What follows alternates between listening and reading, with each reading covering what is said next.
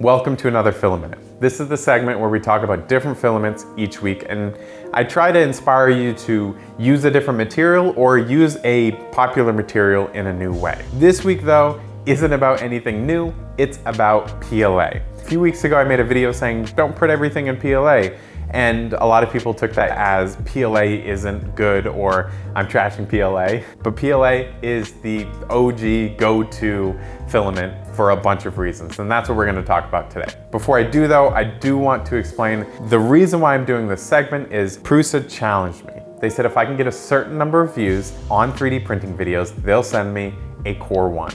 And I'm dying to get a Core 1 because I want to try different materials and I want to show you guys different materials. So if you like this, please, throw a like, subscribe, comment, all that stuff, help the algorithm, because I really want to get as many views as possible so that I can finally get a Core 1. But without further ado, let's get back into it. So one of the first things is this kind of phone stand. I'm building iPhone accessories with 3D printers, and this is a kind of test bench for it. It's just a stand that lets me set an iPhone down without worrying about it pressing a button or rocking back and forth. It's a simple stand, and I can buy something like this, but printing it in PLA was quick, easy, cheap.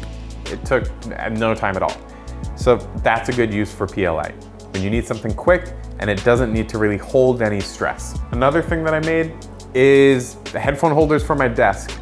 This slips right into my desk, holds headphones, it can hold cables, it can hold a bunch of stuff, and super useful. It stays inside so it doesn't get wet or hot or anything like that.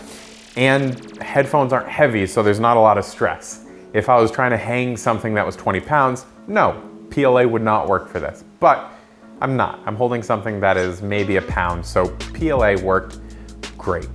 Another couple things I printed with it that I showed before in a previous video are these camera rods. I printed some in PLA, I printed some in PETG, I printed some in PC Blend. But for PLA, it works great for 99% of things. There's no stress going on these. You put camera accessories on these.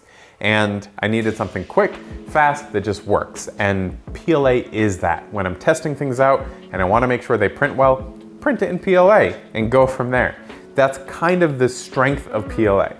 The not so good part about PLA is the weakness, and you just have to be mindful, because if you're making a part that exposes PLA's weakness, it's not gonna go well.